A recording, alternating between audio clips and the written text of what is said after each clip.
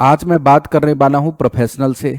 वो प्रोफेशनल जो charter accountant बन चुके हैं या जो कॉस्ट अकाउंटेंट बन चुके हैं, या इवन उन प्रोफेशनल से भी मैं उनको भी प्रोफेशनल मानता हूं जो अदर देन प्रोफेशनल कोर्स के बाद भी कंपनियों के अंदर अकाउंटिंग और टैक्सेशन का काम संभाल रहे हैं।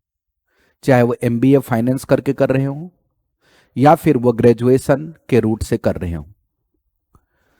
आप सब जानते हैं कि आजकल international financial reporting standards financial reporting का बेस बन गया है या फिर रीढ़ की हड्डी बन गई है। सारी दुनिया में आईएफआरएस की एप्लीकेशन बढ़ती चली जा रही है और धीरे धीरे रूट लेवल तक नीचे आती जा रही है।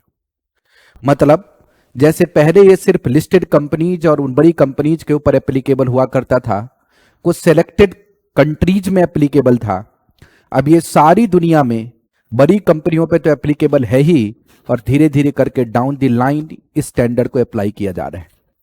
और इसका मेन कारण है आईएफआरएस का नॉलेज बेस्ड होना, ट्रांसपेरेंट होना, sufficient number of disclosure requirement और अकाउंटिंग और मेजरमेंट के बिल्कुल ट्रांसपेरेंट और लॉजिकल अकाउंटिंग लिटरेचर होना। बहुत सारे चार्टर अकाउंटेंट्स जिन्होंने पास्ट में क्वालिफाई किया, जिन्होंने अकाउंटिंग स्टैंडर्ड्स को पढ़ा है, बहुत सारे ऐसे कॉस्ट अकाउंटेंट जिन्होंने अकाउंटिंग स्टैंडर्ड्स को पढ़ा है, और अदर प्रोफेशनल जो कस्टमाइज अकाउंटिंग प्रैक्टिसेस में काम कर रहे हैं, चाहे इंडिया में या गल्फ में या फिर किसी और भी कंट्रीज में। अब समय आ गया है कि सबको अपने नॉलेज को इक्विप करना पड़ेगा और नॉलेज को अपलिफ्ट करना पड़ेगा। और नॉलेज की अपलिफ्टिंग के लिए एक बार आपको एकेडमिक थ्योरी के थ्योरेटिकल नॉलेज आईएफआरएस का लेना जरूरी है। कई बार मन में यह भी सवाल आता है कि जब हम प्रोफेशनल बन ही चुके हैं, जब हम ऑलरेडी किसी न किसी पोस्ट पे कंपनी में काम कर ही रहे हैं, तो हमारे लिए क्या जरूरत है अब एकेडमिक नॉलेज की। हम डायरेक्ट प्रोफेशनल नॉलेज लेंगे, डायरेक्ट इंप्लीमेंटेशन देखेंगे और हमारा काम हो जाएगा। बट ऐसा है नहीं, क्योंकि नॉर्मली हम एप्लीकेशन उसी चीज का कर सकते हैं जिसके बारे में पहले से हमारा एकेडमिक बैकग्राउंड क्लियर हो। जिस चीज का आज आप एप्लीकेशन इंडस्ट्री में कर रहे हैं, उसके लिए आपने बरसों नॉलेज हासिल की है, पहले एकेडमी की, फिर ट्रेनिंग में, और देन जाकर के आपने उसे प्रैक्टिस में इंप्लीमेंट किया है। आईएफआरएस एक नए सेट ऑफ अकाउंटिंग का पार्ट है जिसमें customise historical set of accounting बहुत ज्यादा यूजफुल नहीं है। और इसलिए आज ये जरूरी है कि जो भी अकाउंटिंग प्रोफेशनल्स हैं, जो अकाउंटिंग, ऑडिटिंग और रिपोर्टिंग का काम कर रहे हैं, इंक्लूडिंग टैक्सेशन और फाइनेंशियल मैनेजमेंट भी, उनको आईएफआरएस की नॉलेज होनी चाहिए। आज आईएफआरएस की रियलिटी यह है कि यह दुनिया के तकरीबन हर कंट्री में अप्लाई हो चुका है, और जिन कंट्री में मैंडेटरी नहीं भी है, वहां के गवर्नमेंट ने भी इसे रिकमेंडेटरी कर दिया है और यह भी कह दिया कि अगर आप आईएफआरएस कंप्लायंस करते हैं तो आपको लोकल गैप कंप्लायंस करने की आवश्यकता नहीं है। मतलब हम ये कह सकते हैं कि दुनिया के हर कंट्री में आईएफआरएस एक तरीके से मैंडेटरी हो चुका है। सवाल है हम इसको कैसे नॉलेज अपलिफ्ट करें। पिछले 4 सालों से लगातार मैं प्रोफेशनल को आईएफआरएस का कोर्स प्रेस्क्राइब कर देता रहा हूं ऑन डिमांड, और अलग अलग तरीके के मेरे पास सवाल आए हैं। कुछ सवाल ऐसे होते हैं कि सर हम इतना लंबा चौड़ा लिटरेचर पढ़ के करेंगे क्या, क्या इसके लिए, क्या इस चीज की हमारे लिए आवश्यकता है या नहीं है, इसका फ्यूचर यूज क्या होगा। कई लोगों के ऐसे सवाल आते हैं कि सर हम तो फाइनेंस में काम करते हैं, हमें आईएफआरएस की क्या जरूरत है। कुछ लोग ऐसे होते हैं हम तो जी टैक्सेशन में काम करते हैं, ये तो अकाउंट और ऑडिट में जो काम करते हैं उनके लिए जरूरी है।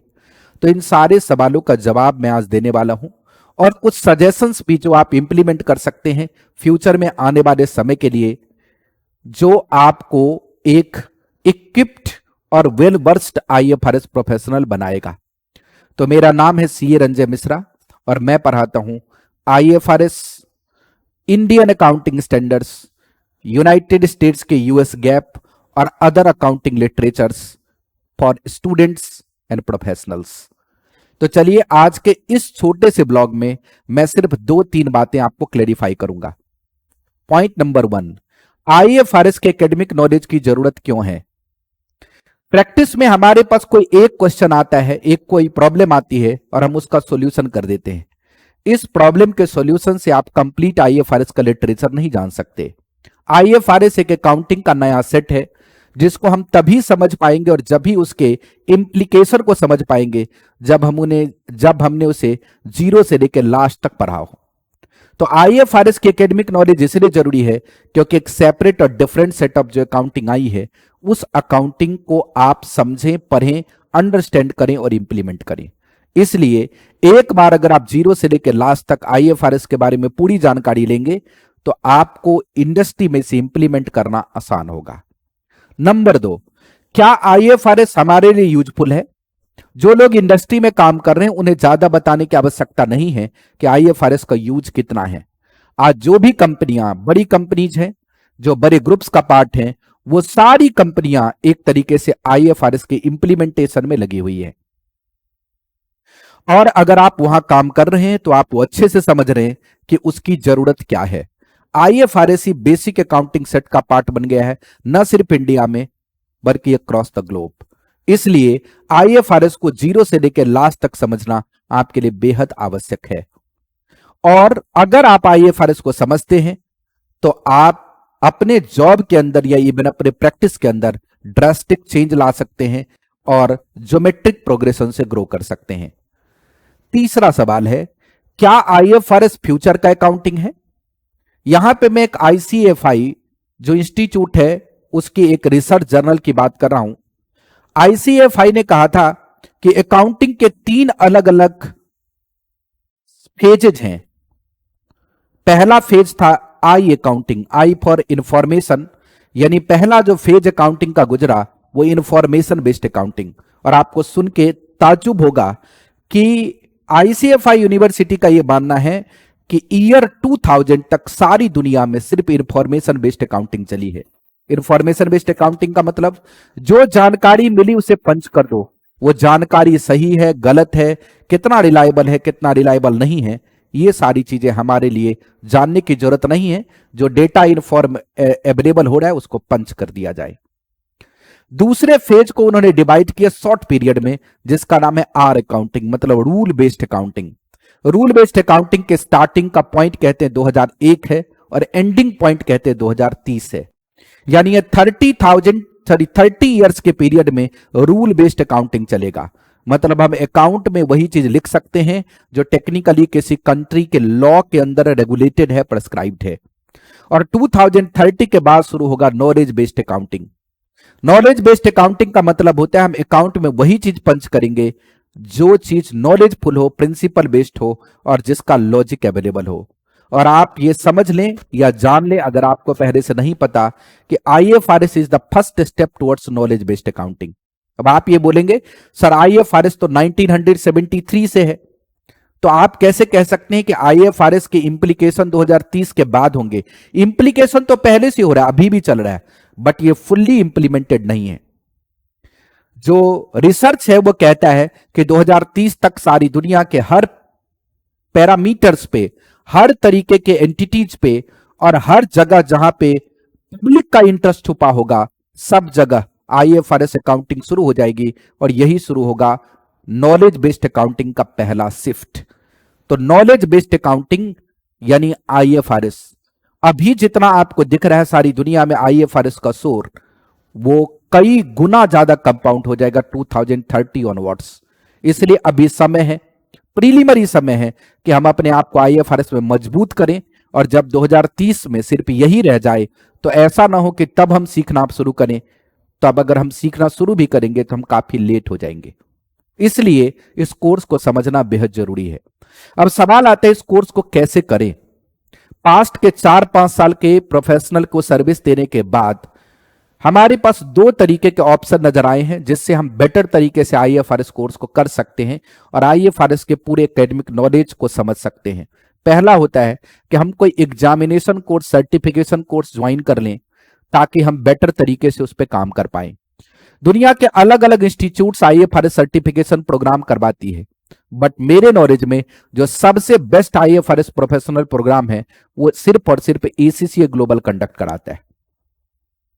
एसीसीए ग्लोबल सबसे पहले से आईएफआरएस का कोर्स कंडक्ट कराता है, इनकी ग्लोबल रिकॉग्निशन भी है। यहां पे 100 नंबर का एक पेपर होता है आईएफआरएस का। टेक्निकली एसीसीए ग्लोबल ने उसका नाम दिया है ACCA dip IFRS, diploma in IFRS. हर साल के जून और दिसंबर में इसे कंडक्ट किया जाता है। इसमें क्या कोर्स कंटेंट है, इसको हम कैसे कर सकते हैं, उसके लिए ऊपर सेपरेट वीडियो है। मैं उस वीडियो का लिंक इस डिस्क्रिप्शन बॉक्स में डाल दूंगा, या फिर आपको यूट्यूब चैनल पे भी मिल जाएगा, तो आप वहां से भी उसे देख पाएंगे। इसलिए मैं उसके ऊपर ज्यादा डिस्कशन नहीं कर रहा। अगर हम कोई कोर्स ज्वाइन कर लेते हैं तो हम मैंडेटली उसे पढ़ते हैं, क्योंकि एग्जाम पास करने के लिए हमें पढ़ना जरूरी होता है। तो एक तरीका है जो आपको डिसिप्लिन सिखाएगा। तो अगर आप आईएफआरएस कोर्स के साथ उसे करते हैं तो आपके लिए वो ज्यादा बेटर है। दूसरा तरीका, कुछ प्रोफेशनल्स ये भी कहते हैं कि आप डिग्री लेके क्या करना, बहुत डिग्री ले चुके, बताओ कोई ऐसा तरीका जिससे हम आईएफआरएस की नॉलेज ले बिना डिग्री के लिए, बिना डिग्री लिए हुए। तो हमने उनके लिए भी नॉलेज अपलिफ्टिंग प्रोग्राम बना दिया आईएफआरएस का। उसमें हम एग्जाम से रिलेटेड कुछ भी कवर नहीं करते, हम उसमें सिर्फ डिस्कशन करते हैं आईएफआरएस के लिटरेचर पे विद एग्जांपल्स। तो अगर आप सेल्फ डिसिप्लिन्ड हैं, यानी आप बिना किसी एग्जाम के टारगेट के भी स्टडी करना जानते हैं, तो आप फिर हमारा आईएफआरएस नॉलेज अपलिफ्टिंग कोर्स ले सकते हैं। उस कोर्स में भी आप जीरो से लेके एक एक करके सारी बातें समझ सकते हैं। और अगर आपको लगता है कि आप सेल्फ डिसिप्लिन्ड नहीं हैं, तो आपको एसीसीए डिप्लोमा इन आईएफआरएस शुरू कर लेना चाहिए, ताकि एक ग्लोबल सर्टिफिकेशन भी आपको मिल जाएगा और आपको आईएफआरएस की बेस्ट एकेडमिक नॉलेज भी मिल जाएगी।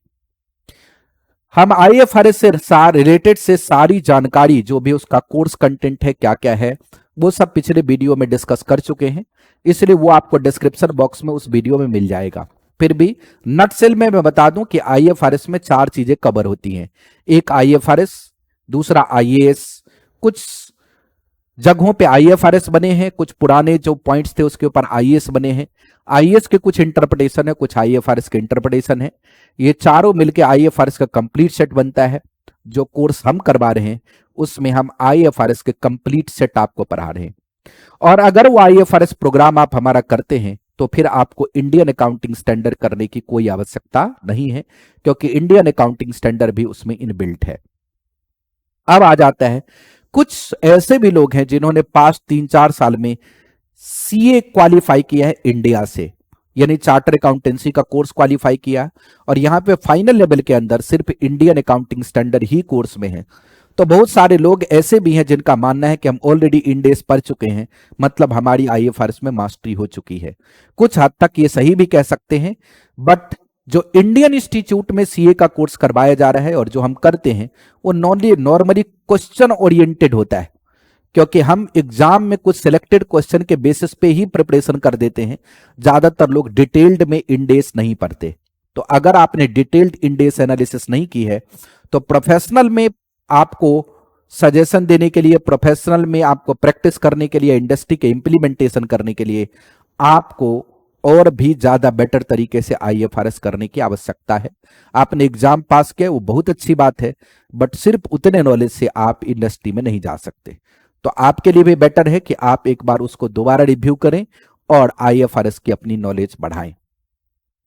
आईएफआरएस के इस प्रोग्राम के लिए मैंने 200 आवर्स के तकरीबन वीडियो लेक्चर्स बनाए हैं और उसके अलावा बुक्स भी बनाई हैं।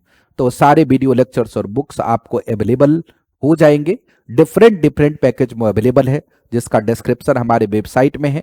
और किसी भी तरीके का कोई आपको और दिक्कत लगे तो हमारे पास हमारा कॉन्टेक्ट नंबर डिस्क्रिप्शन बॉक्स में अवेलेबल होता है। आप उस नंबर पे कॉल करके या फिर मैसेज करके अपने डाउट को क्लेरिफाई कर सकते हैं। तो आज के इस छोटे से ब्लॉग में इतना ही। होप सो आप सब मेरी बात समझे होंगे, और आप इंडस्ट्री में अगर चैलेंजेस फेस कर रहे हैं तो हमारा ये कोर्स आपको बहुत मदद करने वाला है। आप सबका बहुत बहुत धन्यवाद।